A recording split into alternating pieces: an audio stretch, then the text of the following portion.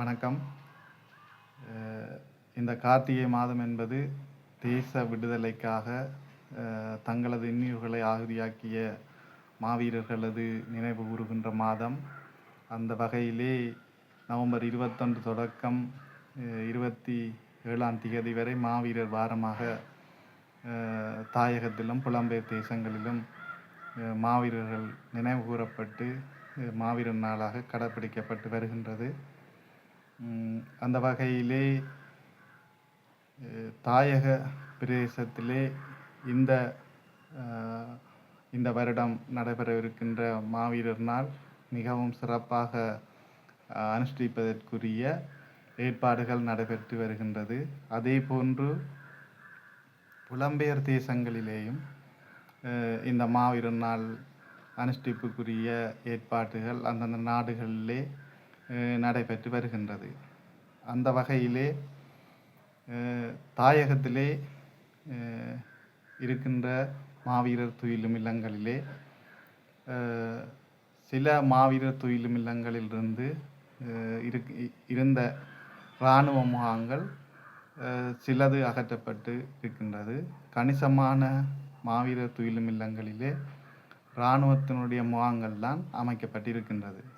அந்த வகையிலே நாங்கள் ஒவ்வொரு வருடமும் நாங்கள் இந்த இராணுவ முகாம்களை அகற்ற வேண்டும், இந்த மாவீரர்களுடைய அந்த பெற்றோர்கள் நினைவு கூறுவதற்கு அந்த இடங்களிலே தங்களுடைய பிள்ளைகளது கல்லறைகள் மீது அவர்கள் நினைவு கூறுவதற்குரிய ஒரு வழியை ஏற்படுத்தி அவர்கள் ஒரு நிம்மதியான ஒரு நினைவேந்தலை அனுஷ்டிப்பதற்கு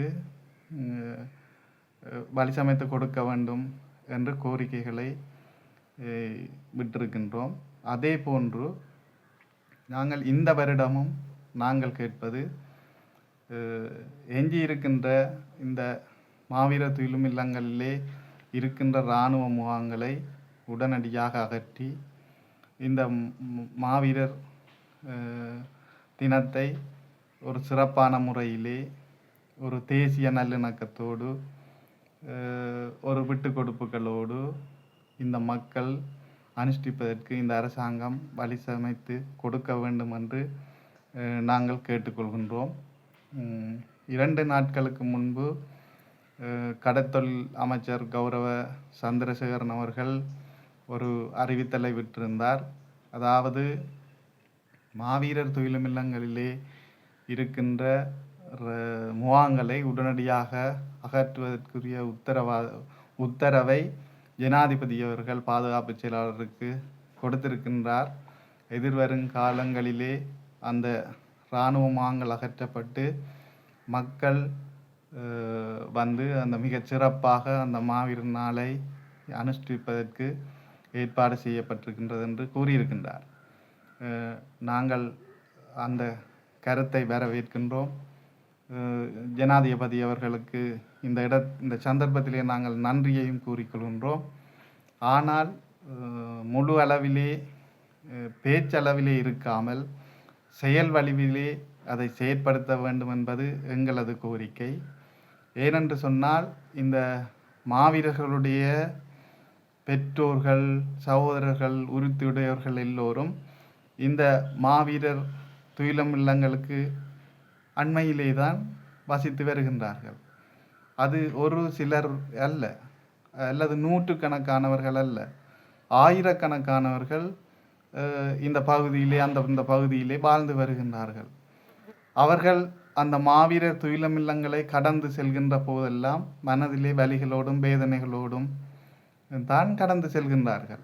ஆகவே இங்கே நாங்கள் ஒரு போரின் மூலம் ஒரு சமாதானத்தை கொண்டு வந்து ஒரு தேசிய நல்லிணக்கத்தை ஏற்படுத்துகின்றோம் என்று கூறி வருகின்ற அரசாங்கம், ஆகவே மக்களது அந்த வேதனைகளை புரிந்து கொள்ள வேண்டும். மக்கள் அந்த வேதனை தங்களது பிள்ளைகளது கல்லறைகளிலே இராணுவ முகாம்களும் இராணுவமும் ஏறி இருக்கின்றது என்ற ஒரு மனவேதனையோடு தான் அந்த இடத்திலே மக்கள் வாழ்ந்து கொண்டிருக்கின்றார்கள். ஆகவே இங்கே ஒரு நல்ல ஒரு தேசிய நல்லிணக்கம் வருவதற்கான வாய்ப்பே இல்லை. ஏனென்று சொன்னால் ஒரு இனம் இன்னொரு இனத்தினுடைய பிள்ளைகளுடைய கல்லறைகள் மீது ஏறி இருக்கின்றது என்றது ஒரு தேசிய நல்லிணக்கத்தை தான் பாதிக்கும். ஒரு நல்ல ஒரு புரிந்துணர்வு இனங்களுக்கு இடையிலே ஏற்பட வேண்டுமாக இருந்தால் நிச்சயமாக இந்த துயிலும் இல்லங்களிலிருந்து இராணுவம் அகன்று செல்ல வேண்டும்.